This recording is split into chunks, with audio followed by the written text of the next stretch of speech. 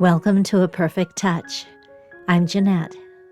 November 2021 was proclaimed National Native American Heritage Month by President Joseph R. Biden. In a blog post and video that same year, I shared with you my Native American ancestry, including a bit of history of my ancestral tribe, the Lakudere Band of Lake Superior, Ojibwa, near Hayward, Wisconsin.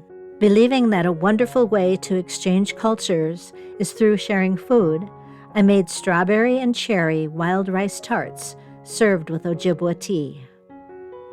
This year, I would like to share with you the beginning of my journey into what I believe is another wonderful way to share cultures: art. Although Native American culture is rich with many art forms, I have chosen beadcraft.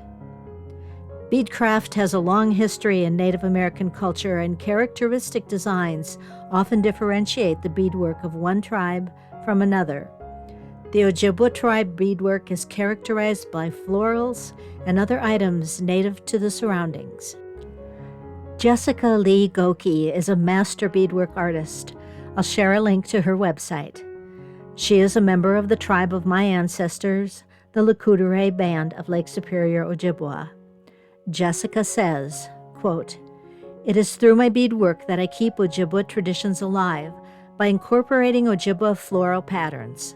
I strongly believe that sharing my knowledge of traditional Ojibwa beadwork helps to preserve a traditional art form for future generations."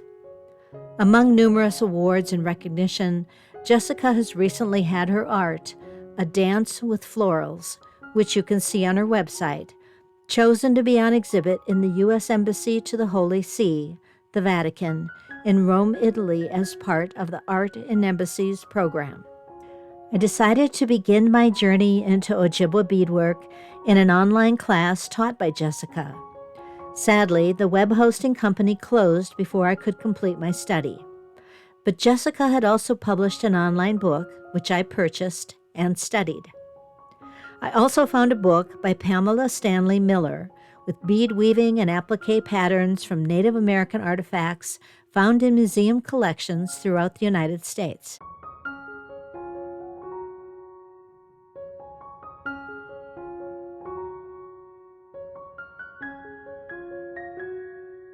With the research and study well underway, it is time to begin my first real piece of wearable beadwork. The weather is cooling, and I need a new pair of mittens. I have Vogue 7708, which includes a one-piece mitten pattern. I have some black velveteen left over from my 1930s wardrobe project and a bit of white curly textured fabric from the Victorian Holiday Barbie Project 2021. Mittens will be a good use of these fabric scraps. I just can't help but see an elephant there all the time. Jessica Gokey has taught me the steps she uses to create her beautiful art. The first step will be drawing the design. While museums still hold pieces of birch bark templates used to create designs, more modern materials would be cardboard, or as I've used, tissue paper. A tissue paper pattern can be created and folded and traced for a reverse. Jessica has provided pages of some of her individual designs for her students' use, and I design a dogwood blossom with leaves and branches. The design is then copied to Stitch and Tear Stabilizer, and the edges of the mitten marked for placement. The Stitch and Tear is placed on top of the velveteen and an interfacing on the bottom. All three layers are basted together. With my design drawn and my fabric ready, it is time to choose and test beads. Natural materials would have been used by Native Americans, including shells, quills, metals, and stones. All would have been shaped for use. With the arrival of the European settlers came glass beads from Italy. These first glass beads were called pony beads and were much larger than the beads used today. The smaller glass seed bead, an import from Czechoslovakia, became popular around 1850 and remains a favorite. To practice beading on velveteen and to determine what size beads will work for my design, I based together a small piece of velveteen and interfacing. I have some beading needles and pre-waxed beading thread left over from my beaded reticule projects years ago. My ancestors would have used sinew, the tough, fibrous connective tissue of animals, to string their beads. I also have some 6/0 beads on hand and some much smaller 11/0, which are the perfect green for the center of my dogwood blossom. In my studies, I've learned several stitches for applique beadwork and begin with the 2-needle method. The beads are strung on a needle with a double thread, and then a needle with a single thread is used to tack the beads down between each bead and over the double thread. The 6/0 beads do not curve well to outline my design, so I search through my leftover beads and experiment with other 11/0 smaller beads.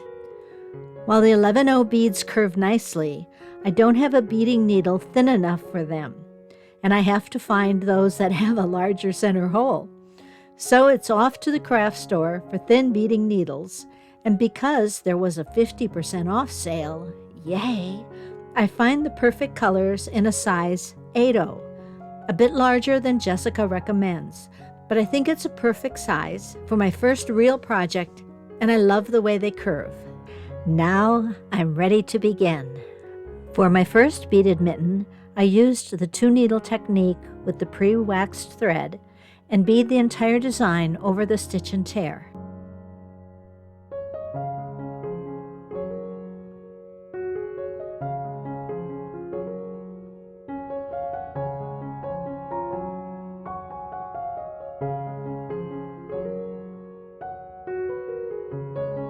Now I can remove the basting and the stitch and tear. I am instructed to use an X-Acto knife to cut away the stitch and tear, but I'm a bit nervous about damaging the velveteen. So I cut away the main excess with the scissors and use a tweezers to remove the remainder. The stitch and tear is left under the leaves and the blossom. At this point, I am more than happy. Is it perfect? Heavens no. Am I thrilled to have it done? Yes. A few extra brown beads, as I've seen done on other beadwork, adds interest to the single lines of brown beading. The second mitten gives me a chance to try using a cotton thread and wax, and to remove the stitch and tear after just beading an outline, and then filling in the leaves and blossom directly on the velveteen. The beads were difficult to place directly on the nap of the velveteen without the stitch and tear, and I don't care for the bits of black showing through the blossom or the leaves, but I do love the outline effect and may use that in future projects. Although the blossoms are not identical on both mittens, I decide to be happy with my efforts. Now it's time to sew the mittens and linings.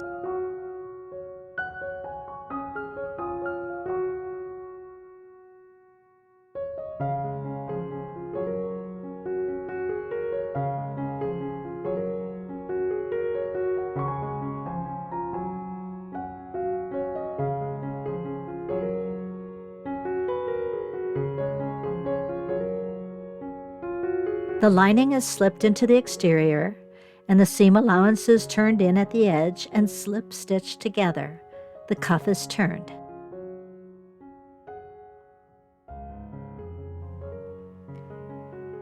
The dogwood blossom, black velveteen beaded mittens are finished. It's November and not quite cool enough for these cozy mittens, but soon.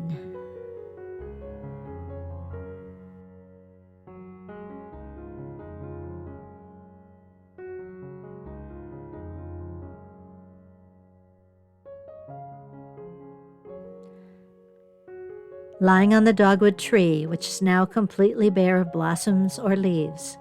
But the beaded dogwood blossoms will remind me that in the cool and quiet of winter is the promise of a glorious spring. As you've probably guessed, I haven't gone through all this research, study, and practice just for a pair of mittens. While I do love them and will use them daily, they are the beginning of a very special project.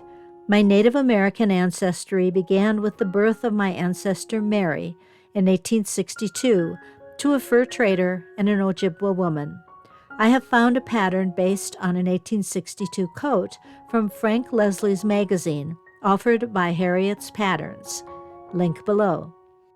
The sections bordered in dark on this diagram are my plan for beading of the natural elements throughout my tiny farmhouse acreage: holly, oak leaves and acorns, wild strawberries, maple leaves, walnuts, and pecans, and of course, dogwood blossoms. But that is for another blog post and video. Thank you for being here and sharing this journey.